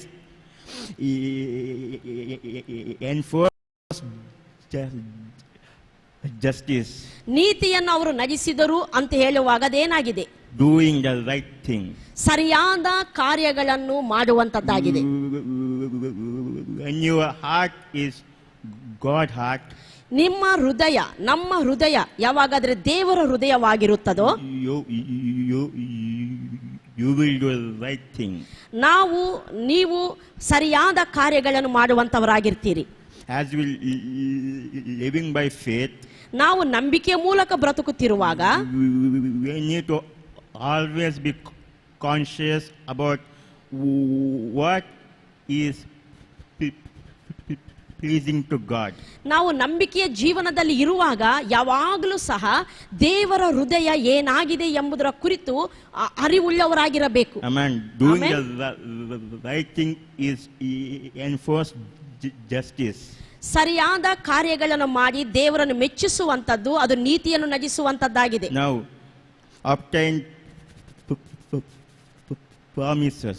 ಇನ್ನೊಂದು ಸಂಗತಿಯನ್ನು ಇವತ್ತು ನಾವು ನೋಡ್ತೇವೆ, ವಾಗ್ದಾನಗಳನ್ನು ನಂಬಿಕೆ ಮೂಲಕ ಅವರು ವಾಗ್ದಾನಗಳನ್ನು ಪಡ್ಕೊಂಡರು ಎಂಬುದಾಗಿ. In Old Testament, God had promise for all people. ಹಳೆ ಒಡಂಬಡಿಕೆಯಲ್ಲಿ ಎಲ್ಲಾ ಜನರಿಗೆ ದೇವರು ತನ್ನ ವಾಗ್ದಾನಗಳನ್ನು ಮಾಡುವಾತನಾಗಿದ್ದ. God promised Abraham. ದೇವರು ಅಬ್ರಹಾಮನಿಗೆ ವಾಗ್ದಾನ ಮಾಡಿದನು. God promised Gideon. ಗಿದ್ಯೋನನಿಗೆ ದೇವರು ವಾಗ್ದಾನ ಮಾಡಿದನು. In the days of Gideon, ಗಿದ್ಯೋನನ ದಿನಗಳಲ್ಲಿ the people of Israelites collecting the harvest. ಆ ಗಿದ್ಯೋನನ ದಿನಗಳಲ್ಲಿ ಜನರು ಸುಗ್ಗಿಯನ್ನು ಕೂಡಿಸಿಕೊಳ್ಳುವಂತವರಾಗಿದ್ರು. Army of Midianites taking away all the harvest. ಅಲ್ಲಿ ನಾವು ನೋಡ್ತೇವೆ, ಅವರು ಸುಗ್ಗಿಯನ್ನು ಕೂಡಿಸುವ ಕಾಲ ಬಂದಾಗ ಮಿದ್ಯಾನಿಯರು, ಶತ್ರು ಸೈನ್ಯವಾದಂತ ಮಿದ್ಯಾನಿಯರು ಬಂದು ಅವರ ಹಾರ್ವೆಸ್ಟ್ ಆ ಸುಗ್ಗಿಯನ್ನೆಲ್ಲ ಹಾಳು ಮಾಡ್ತಾ ಇದ್ರು. How and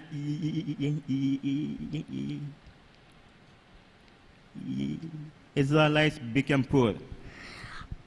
ಆದದರಿಂದ ಅವರು ಬಡವರಾದರು. And God came to near Gideon. ಅಲ್ಲಿ ನಾವು ನೋಡ್ತೇವೆ ದೇವರು ಗಿದ್ಯೋನನಿಗೆ ಪ್ರತ್ಯಕ್ಷವಾಗ್ತಾನೆ. God said to Gideon, ದೇವರು ಗಿದ್ಯೋನನಿಗೆ ಹೀಗೆ ಹೇಳ್ತಾನೆ, "O mighty man of valor, ಪರಾಕ್ರಮಶಾಲಿಯೇ, you will deliver my people from Midianites."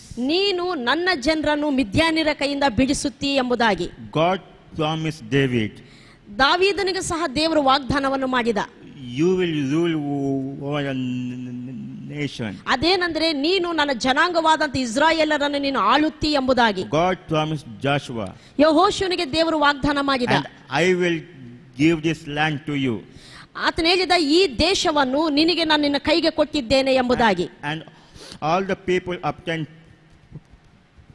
promises from God. ಈ ವಾಗ್ದಾನಗಳನ್ನು ಅವರು ದೇವರಿಂದ ಪಡ್ಕೊಂಡವರಾಗಿದ್ರು. And promise is something wonderful. ವಾಗ್ದಾನ ಅಂತ ಹೇಳುವಾಗ ಅದೊಂದು ಅದ್ಭುತವಾದಂತ ಸಂಗತಿಯಾಗಿದೆ. But to bring the promise to pass is very difficult thing. ನಾವು ನೋಡ್ತೇವೆ ವಾಗ್ದಾನ ದೇವರು ಮಾಡುವಂಥದ್ದು ಬಹಳ ಅದ್ಭುತವಾದ ಸಂಗತಿ. ಬಟ್ ವಾಗ್ದಾನ ನಮ್ಮ ಜೀವನದಲ್ಲಿ ನೆರವೇರುವಂತೆ ಮಾಡುವಂಥದ್ದು ಸ್ವಲ್ಪ ಕಷ್ಟ ಅನಿಸ್ತದೆ. When Abraham and Sarah did not have the child, God promised, you will become the great nation. ಅಬ್ರಹಾಮಿಗೆ ಸಾರಳಿಗೆ ಮಕ್ಕಳೇ ಇಲ್ಲದಿರುವಾಗ ದೇವರು ನೀನು ದೊಡ್ಡ ಜನಾಂಗವಾಗ್ತಿ ಎಂಬುದಾಗಿ ವಾಗ್ದಾನ ಮಾಡಿದ. Everybody says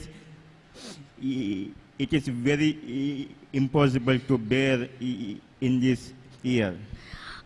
ಆದ ನಂತರ ನಾವು ನೋಡ್ತೇವೆ ಅಬ್ರಹಾಮನ ವಿಷಯದಲ್ಲಿ ಜನರೆಲ್ಲರೂ ಹೀಗೆ ಅಂದುಕೊಂಡರು, ಈ ಪ್ರಾಯದಲ್ಲಿ ಅಬ್ರಹಾಮನ ಮಕ್ಕಳು ಹೊಂದುವಂಥದ್ದು ಅಸಾಧ್ಯ ಎಂಬುದಾಗಿ. When David faces Goliath, everybody says it is very impossible. ಅಷ್ಟು ಮಾತ್ರವಲ್ಲ, ದಾವೀದನ ಜೀವನದಲ್ಲಿ ನೋಡುವಾಗ ಗೊಲ್ಯಾತನನ್ನು ದಾವೀದನು ಎದುರುಗೊಳ್ಳುವಂತ ಸಮಯದಲ್ಲಿ ಎಲ್ಲರೂ ಅಂದುಕೊಂಡರು ದಾವೀದನಿಗೆ ಗೊಲ್ಯಾತನನ್ನು ಜಯಿಸುವಂತದ್ದು ಅಸಾಧ್ಯ ಎಂಬುದಾಗಿ. When the Old Testament personalities like Abraham, Joshua, David saw the promise of God, they thought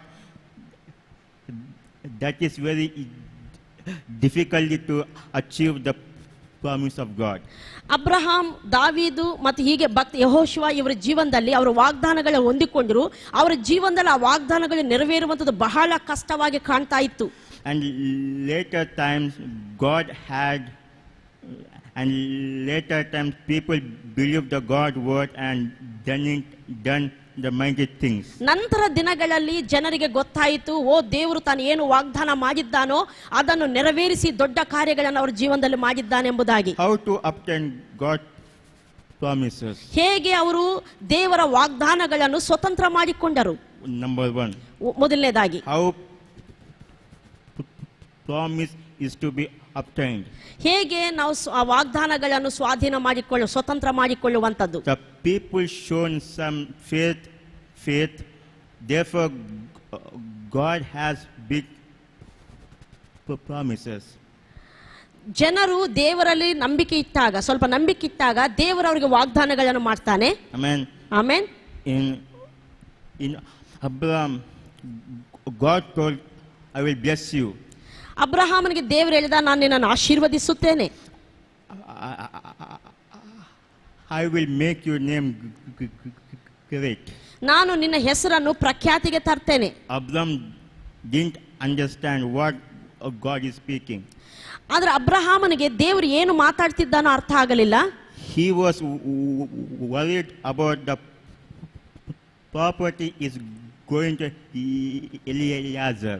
ಆದ್ರೆ ಅಬ್ರಹಾಮನು ಚಿಂತೆ ಎಲ್ಲ ಏನಿತ್ತಂದ್ರೆ, ತನ್ನ ಆಸ್ತಿ ಎಲ್ಲ ಎಲಿಯಾಜರ್ ಸೇವಕನಾದ ಎಲಿಯಾಜರ್ಗೆ ಹೋಗ್ತೇತಲ್ಲ ಎಂಬ ಚಿಂತೆ.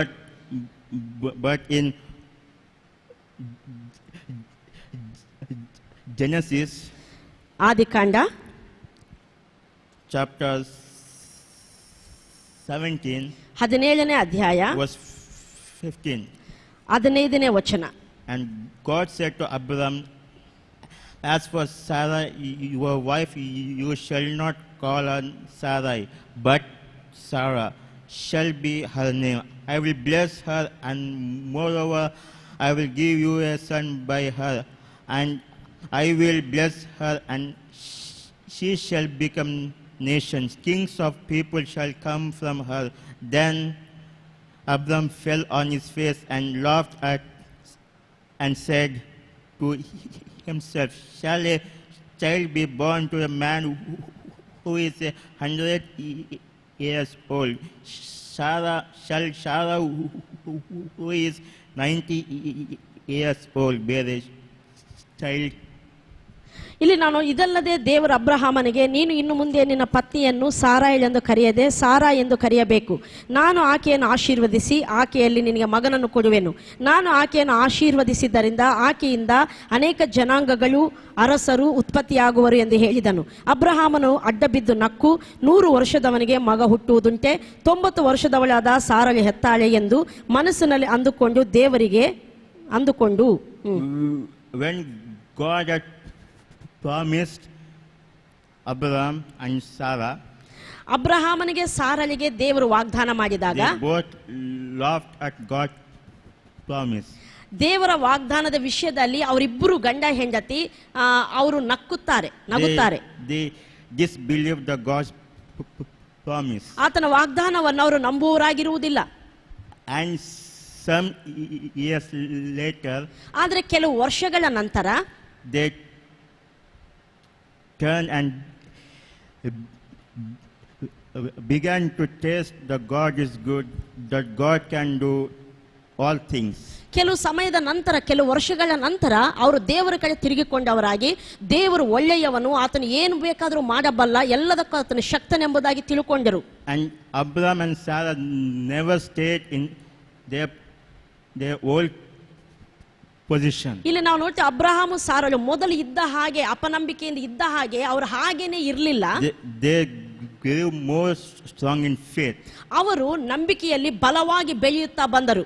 At the moment God told Abraham to give his son as a sacrifice, ನಾವು ನೋಡ್ತೇವೆ, ಅಬ್ರಹಾಮನಿಗೆ ದೇವರು ನಿನ್ನ ಮಗನನ್ನು ಬಲಿಯಾಗಿ ಕೊಡು ಎಂಬುದಾಗಿ ಕೇಳಿದಾಗ he said, okay Lord. ಆತನು ಹೇಳ್ತಾನೆ, ಸರಿ ದೇವರೇ ಎಂಬುದಾಗಿ. His faith level is higher than world level. ನಾವು ನೋಡ್ತೇವೆ, ಇಲ್ಲಿ ಅಬ್ರಹಾಮನ ನಂಬಿಕೆ ಮುಂಚೆ ಇದ್ದ ಹಾಗೆ, ತನ್ನ ಜೀವನದಲ್ಲಿ ಪ್ರಾರಂಭದಲ್ಲಿದ್ದ ಹಾಗೆ ಇಲ್ಲ, ಈಗ ಉನ್ನತ ಮಟ್ಟದಲ್ಲಿದೆ. He is ready to give his son as a sacrifice. ಇಲ್ಲಿ ನಾವು ನೋಡ್ತೇವೆ, ದೇವರಿಗೆ ಬಲಿಯಾಗಿ ತನ್ನ ಮಗನನ್ನು ಕೊಡ್ಲಿಕ್ಕೆ ಅಬ್ರಹಾಮನು ಸಿದ್ಧನಿದ್ದಾನೆ. And in chapter 22 verse 15, ನಾವು ನೋಡ್ತೇವೆ, ಆದಿಕಾಂಡ 22ನೇ ಅಧ್ಯಾಯ 15ನೇ ವಚನದಲ್ಲಿ and verse 18, 18ನೇ ವಚನ, 22ನೇ ಅಧ್ಯಾಯ 18ನೇ ವಚನ. ನೀನು ನನ್ನ ಮಾತನ್ನು ಕೇಳಿದ್ದರಿಂದ ಭೂಮಿಯ ಎಲ್ಲಾ ಜನಾಂಗಗಳಿಗೂ ನಿನ್ನ ಸಂತತಿಯ ಮೂಲಕ ಆಶೀರ್ವಾದ ಉಂಟಾಗುವುದು ಎಂಬುದಾಗಿ ಯೆಹೋವನು ತನ್ನಾಣೆ ಇಟ್ಟು ಹೇಳಿದ್ದಾನೆ ಅಂದನು. when Abraham is going to give sacrifice his son, ತನ್ನ ಮಗನನ್ನು ದೇವರಿಗೆ ಬಲಿ ಕೊಡ್ಲಿಕ್ಕೆ ಆತನು ಸಿದ್ಧನಾಗಿ ಹೊರಟಾಗ they did all ready to sacrifice his son. ಅಷ್ಟು ಮಾತ್ರ ಅಲ್ಲ, ಆತನು ತನ್ನ ಮಗನನ್ನು ಬಲಿಯಾಗಿ ಅರ್ಪಿಸುವುದಕ್ಕೆ ಎಲ್ಲಾ ಸಿದ್ಧತೆಗಳನ್ನು ಮಾಡಿಕೊಳ್ತಾನೆ. The angel of the God stopped Abraham. ಆದರೆ ಆ ಪರಿಸ್ಥಿತಿಯಲ್ಲಿ ಅಬ್ರಹಾಮನನ್ನು ತನ್ನ ಮಗನನ್ನು ಬಲಿ ಕೊಡದ ಹಾಗೆ ದೇವದೂತನು ನಿಲ್ಲಿಸ್ತಾನೆ. And God said, ಅಲ್ಲಿ ದೇವರು ಹೇಳ್ತಾನೆ, because you have obeyed my voice, ನೀನು ನನ್ನ ಮಾತನ್ನು ಕೇಳಿದ್ದರಿಂದ surely I bless you. ನಿಶ್ಚಯವಾಗಿ ನಾನು ನಿನ್ನನ್ನು ಆಶೀರ್ವದಿಸುತ್ತೇನೆ. Before God told that for him, ಮೊದಲು ಅಬ್ರಹಾಮನಿಗೆ ದೇವರು ಹೀಗೆ ಹೇಳಿದ್ದ, I will bless you. ನಾನು ನಿನ್ನನ್ನು ಆಶೀರ್ವದಿಸ್ತೇನೆ ಎಂಬುದಾಗಿ. Here, when Abraham obeyed God's voice, ಇಲ್ಲಿ ಅಬ್ರಹಾಮನು ದೇವರ ಮಾತಿಗೆ ವಿಧೇಯತೆ ತೋರಿದಾಗ, I will surely bless you. ಇಲ್ಲಿ ದೇವರು ಹೇಳುವಂತದ್ದು ಏನಂದ್ರೆ, ನಾನು ನಿಶ್ಚಯವಾಗಿ ನಿನ್ನನ್ನು ಆಶೀರ್ವದಿಸ್ತೇನೆ. Surely added into blessing. ಇಲ್ಲಿ ವಾಗ್ದಾನ ಆಶೀರ್ವಾದದಲ್ಲಿ ಶೂರ್ಲಿ ನಿಶ್ಚಯವಾಗಿ ಎಂಬುದ ಮಾತು ಸೇರಿಸಲ್ಪಟ್ಟಿದೆ.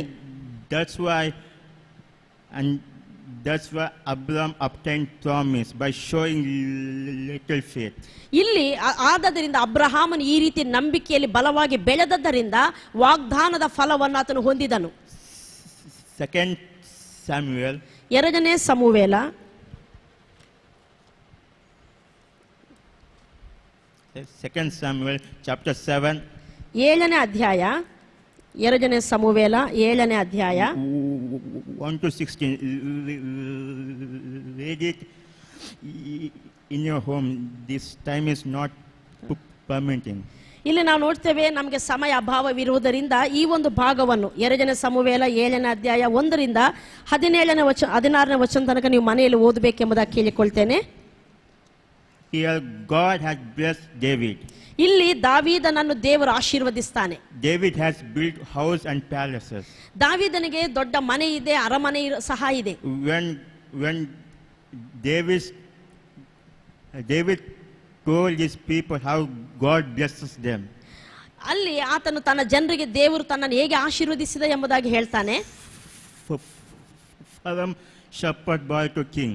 ನಾನು ಕುರುಬನಾಗಿರುವಂತ ಬಾಲಕನಾಗಿದ್ದೆ, ಅಲ್ಲಿಂದ ಅರಸನಾಗುವ ತನಕ ದೇವರು ಹೇಗೆ ಆಶೀರ್ವಾದ ಮಾಡಿದ ಎಂಬುದಾಗಿ. When Isaac came to David, ಅಲ್ಲಿ ಒಬ್ಬ ಪ್ರವಾದಿ ಆತನ ಹತ್ರ ಬರ್ತಾನೆ.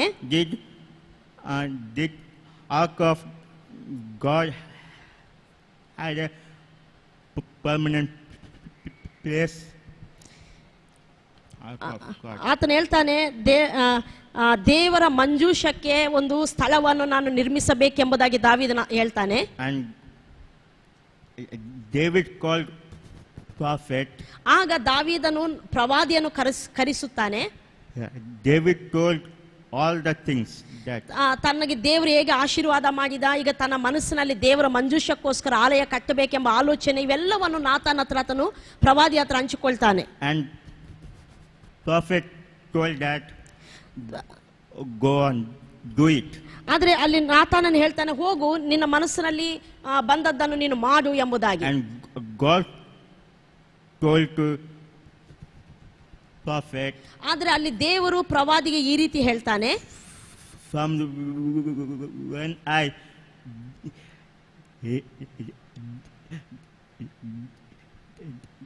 delivered the people of Israelites from Egypt, did I ask you build me a house? ದೇವರಿಗೆ ಹೇಳ್ತಾನೆ, ನಾನು ಐಗುಪ್ತ ದೇಶದಿಂದ ನಿಮ್ಮನ್ನು ನಾನು ಬಿಡುಗಡೆ ಮಾಡಿದಾಗಿನಿಂದ ನಾನು ಯಾವಾಗಾದ್ರೂ ನನಗೆ ಮನೆ ಕಟ್ಟಿಸಿ ಎಂಬುದಾಗಿ ನಾನು ಕೇಳಿದ್ದೇನೋ? I was taking care of you. ಆದ್ರೂ ನಾನು ಗುಡಾರಗಳಲ್ಲೇ ವಾಸಿಸ್ತಾ ನಿಮ್ಮನ್ನು ನಾನು ಕಾಪಾಡುತ್ತಾ ಬಂದೆ. You have no permanent place, but I have given the land to you establish forever. ನಿಮಗೆ ಸ್ವಂತ ದೇಶ ಎಂಬುದಾಗಿರಲಿಲ್ಲ, ಬಟ್ ನಾನು ನಿಮಗೆ ಈ ದೇಶವನ್ನು ಸ್ವಾಧೀನ ಮಾಡಿ ನೀವು ಶಾಶ್ವತವಾಗಿ ವಾಸಿಸುವಂತೆ ದೇಶವನ್ನು ನಾನು ನಿಮಗೆ ಕೊಟ್ಟಿದ್ದೇನೆ. And prophet told to David, ಆಗ ಪ್ರವಾದಿ ದಾವೀದನ ಹತ್ರ ಹೇಳ್ತಾರೆ, and God does not want to build him a house. ದೇವರು ತನಗೆ ಮನೆ ವಾಸಸ್ಥಾನಕ್ಕೆ ಮನೆ ಬೇಕೆಂಬುದಾಗ ಆತನು ಅಪೇಕ್ಷಿಸುವುದಿಲ್ಲ. God wants you to build you a house. ಆದ್ರೆ ದೇವರು ನಿನಗೆ ಮನೆ ಕಟ್ಟಬೇಕೆಂಬುದಾಗಿ ಆತನು ಆಶೆ ಪಡ್ತಾನೆ ಎಂಬುದಾಗಿ.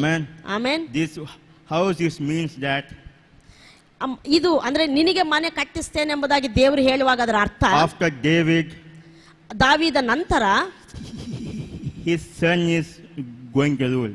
ಆತನ ಸಂತಾನದವರು ಅದನ್ನು ಆಳಬೇಕು ಎಂಬುವಂತ ವಿಷಯ ಅದಾಗಿದೆ. And his son is going to rule. ಆತನ ಮಕ್ಕಳು ಆತನ ಸಂತಾನದವರು ಇಸ್ರಾಯೇಲ್ ದೇಶವನ್ನು ಆಳುವವರಾಗಿರ್ತಾರೆ. And the last Jesus is the son of David going to rule eternally. ಕಡೆಯದಾಗಿ ನಾವು ನೋಡ್ತೇವೆ, ದಾವೀದನ ಸಂತಾನವಾಗಿರುವಂತಹ ಯೇಸು ನಿತ್ಯವಾಗಿ ಅದನ್ನು ಆಳುವಾತನಾಗಿರ್ತಾನೆ ಎಂಬುದಾಗಿ. How God honored David's faith. ನೋಡಿ, ಇಲ್ಲಿ ದಾವೀದನ ನಂಬಿಕೆಯನ್ನು ದೇವರು ಯಾವ ರೀತಿ ಘನಪಡಿಸುತ್ತಿದ್ದಾನೆಂಬುದಾಗಿ. Why God had honored David's faith? ಯಾಕೆ ಇಲ್ಲಿ ದಾವೀದನ ನಂಬಿಕೆಯನ್ನು ದೇವರು ಘನಪಡಿಸುತ್ತಿದ್ದಾನೆ? But he showed his faith to face Goliath. ಯಾಕಂದ್ರೆ ದಾವೀದನು ತನ್ನ ಜೀವನದಲ್ಲಿ ಗೊಲ್ಯಾತನನ್ನು ಎದುರಿಸುವ ಸಮಯದಲ್ಲಿ ದೇವರ ಮೇಲೆ ತನ್ನ ನಂಬಿಕೆಯನ್ನು ತೋರಿಸಿದ. That there is nothing to can unseat him. Nothing. ಅದು ಸಿಂಹಾಸನವನ್ನು ಯಾರು ತೆಗಿಲಿಕ್ಕೆ ಆಗೋದಿಲ್ಲ.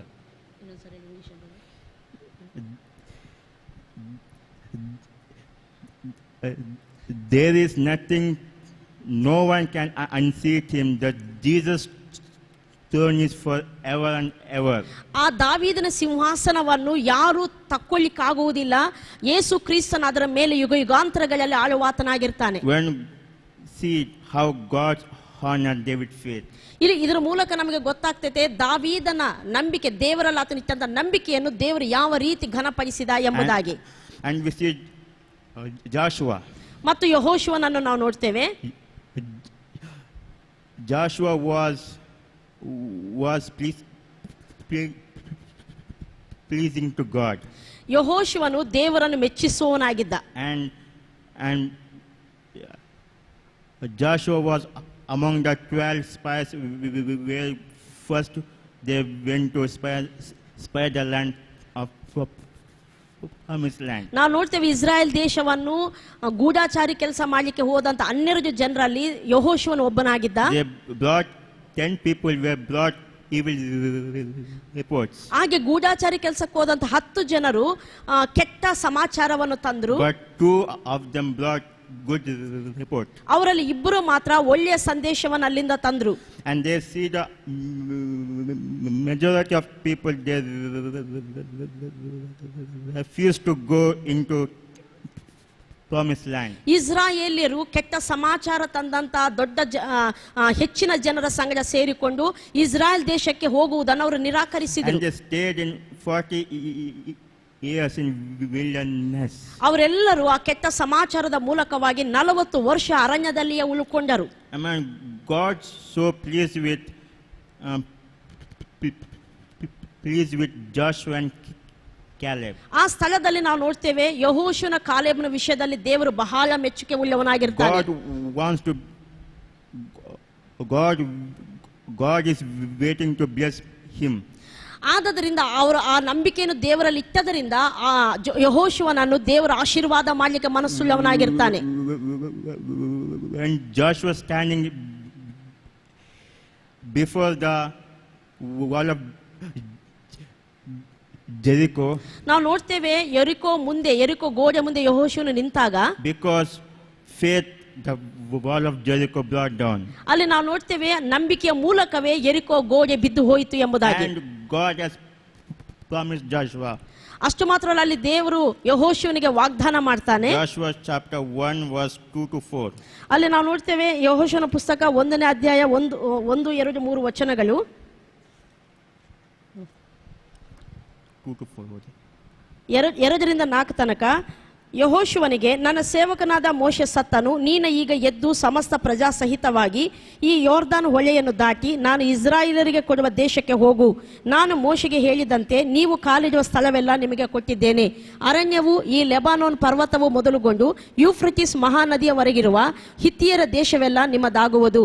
ನಿಮ್ಮ ಸೀಮೆಯ ಪಶ್ಚಿಮ ದಿಕ್ಕಿನ ಮಹಾಸಾಗರದವರೆಗೆ ವಿಸ್ತರಿಸಿಕೊಳ್ಳುವುದು. And God promised Joshua, no man shall be able to stand before you. ಅಷ್ಟು ಮಾತ್ರ ಅಲ್ಲ, 5ನೇ ವಚನದಲ್ಲಿ ದೇವರು ಯೆಹೋಶುವನಿಗೆ ಹೇಳ್ತಾನೆ, ನಿನ್ನ ಜೀವಮಾನದಲ್ಲೆಲ್ಲ ಒಬ್ಬನು ನಿನ್ನ ಮುಂದೆ ನಿಲ್ಲನು. In Kannada is very wonderful.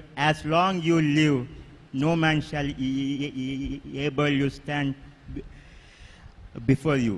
ಕನ್ನಡದಲ್ಲಿ ಇನ್ನೂ ಅದ್ಭುತವಾಗಿದೆ, ನೀನು ಜೀವಿಸುವ ಕಾಲವೆಲ್ಲ ಒಬ್ಬನು ನಿನ್ನ ಮುಂದೆ ನಿಲ್ಲುವುದಿಲ್ಲ ಎಂಬುದಾಗಿ. Another promise God gave to Joshua, I will not leave you or forsake you. ಇನ್ನೊಂದು ವಾಗ್ದಾನ ಯೆಹೋಶುವನಿಗೆ ದೇವರು ಕೊಡುವಂತದ್ದು ಏನಂದ್ರೆ 6ನೇ ವಚನ, ನಿನ್ನನ್ನು ಎಂದಿಗೂ ಕೈ ಬಿಡುವುದಿಲ್ಲ, ಎಂದಿಗೂ ತೊರೆಯುವುದಿಲ್ಲ. This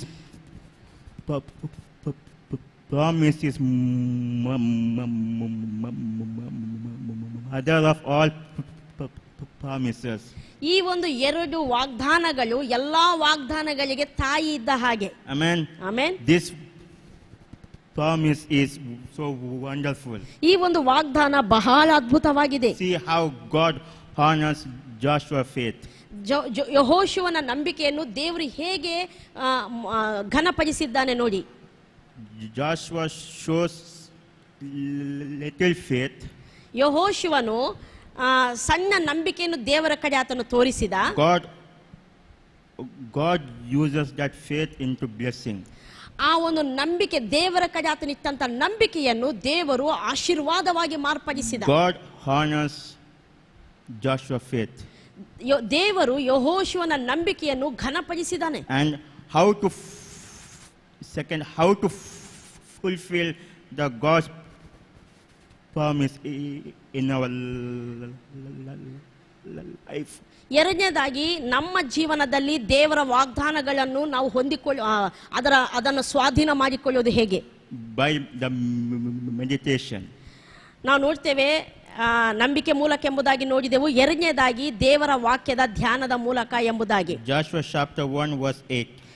ಯೆಹೋಶುವನ ಪುಸ್ತಕ 1ನೇ ಅಧ್ಯಾಯ 8ನೇ ವಚನ. ಈ ಧರ್ಮಶಾಸ್ತ್ರವು ಯಾವಾಗಲೂ ನಿನ್ನ ಬಾಯಲ್ಲಿರಲಿ, ಹಗಲಿರಲು ಅದನ್ನು ಧ್ಯಾನಿಸುತ್ತಾ ಅದರಲ್ಲಿ ಬರೆದಿರುವುದನ್ನೆಲ್ಲ ಕೈಕೊಂಡು ನಡಿ, ಆಗ ನಿನ್ನ ಮಾರ್ಗದಲ್ಲೆಲ್ಲ ಸಫಲನಾಗುವಿ, ಕೃತಾರ್ಥನಾಗುವಿ. Amen. Amen. This book of the law shall not depart of your mouth. ಈ ಧರ್ಮಶಾಸ್ತ್ರವು ನಿನ್ನ ಬಾಯಿಂದ ತಪ್ಪದಿರಲಿ ಎಂಬುದಾಗಿ. Meditate the word of God. ದೇವರ ವಾಕ್ಯವನ್ನು ಧ್ಯಾನಿಸಬೇಕು. Don't see the wall. ಗೋಡೆಯನ್ನು, ನಮ್ಮ ಮುಂದಿರುವ ಪರಿಸ್ಥಿತಿಗಳನ್ನು ನೋಡಬಾರದು. Don't see the circumstances. ಯಾವ ಪರಿಸ್ಥಿತಿ ನಮ್ಮ ಎದುರಲ್ಲಂತ ಯಾವ ಪರಿಸ್ಥಿತಿಯನ್ನು ನಾವು ದೃಷ್ಟಿಸಬಾರದು. Remember to practice the word of God and meditate the word of God. ಪ್ರತಿ ಪರಿಸ್ಥಿತಿಯಲ್ಲಿ ಸಹ ದೇವರ ವಾಕ್ಯವನ್ನು ಜ್ಞಾಪಕ ಮಾಡಿಕೊಂಡು ಅದನ್ನು ನಾವು ಮನನ ಮಾಡಿಕೊಳ್ಳಬೇಕು, ಧ್ಯಾನ ಮಾಡಬೇಕು. Amen. Amen. How second believe that is very word of God. ದೇವರ ವಾಕ್ಯವನ್ನು ನೆನಪು ಮಾಡಿಕೊಳ್ಳುವಂಥದ್ದು ಮಾತ್ರವಲ್ಲ, ನಮ್ಮ ಮುಂದಿರುವಂತಹ ಪರಿಸ್ಥಿತಿಗಳಲ್ಲಿ ವಾಕ್ಯವನ್ನು ನೆನಪು ಮಾಡಿಕೊಳ್ಳುವಂಥದ್ದು ಮಾತ್ರವಲ್ಲ, ಅದು ನೆರವೇರುವಂತದ್ದಾಗಿದೆ ಎಂಬುದಾಗಿ ತಿಳಿಯಬೇಕು. Amen. Amen. Some people tells that I will do that, I will do this. ಕೆಲವರೆಲ್ಲ ಹೇಳ್ತಾರೆ ನಾನು ಅದನ್ನು ಮಾಡ್ತೇನೆ, ಇದನ್ನು ಮಾಡ್ತೇನೆ ಎಂಬುದಾಗಿ. They may do, they may not do. ಅವರು ಅದನ್ನು ಮಾಡಬಹುದು, ಮಾಡದೇ ಇರಬಹುದು. ಜನರು ಹೇಳಿದ್ದನ್ನು ಅವರು ಮಾಡದೇ ಇರಬಹುದು. Remember, God is all powerful. ಆದರೆ ಒಂದನ್ನು ನೀವು ನೆನಪಿಟ್ಟುಕೊಳ್ಳಿ, ದೇವರು ಮಹಾಶಕ್ತನಾಗಿದ್ದಾನೆ. God can do all things. ದೇವರು ಎಲ್ಲವನ್ನೂ ಮಾಡಬಲ್ಲ. When you show for God little faith, ನೀವು ದೇವರಲ್ಲಿ ನಂಬಿಕೆ, ಚಿಕ್ಕ ನಂಬಿಕೆಯನ್ನು ನೀವು ಇಟ್ಟವರಾದರೆ He can bless you more and more. ನಿನ್ನನ್ನು ಹೆಚ್ಚೆಚ್ಚಾಗಿ ಆತನ ಆಶೀರ್ವಾದದಲ್ಲಿ ನಡೆಸ್ತಾನೆ. In the same way, ಅದೇ ರೀತಿ when you have some financial difficulties and family problems, ಒಂದು ವೇಳೆ ನಿಮ್ಮ ಜೀವನದಲ್ಲಿ ಆರ್ಥಿಕವಾದ ಸಮಸ್ಯೆಗಳು ಮತ್ತು ಕುಟುಂಬದ ಸಮಸ್ಯೆಗಳಲ್ಲಿ ನೀವು ಹೋಗ್ತಾ ಇರಬಹುದು. so show some faith to word of God and His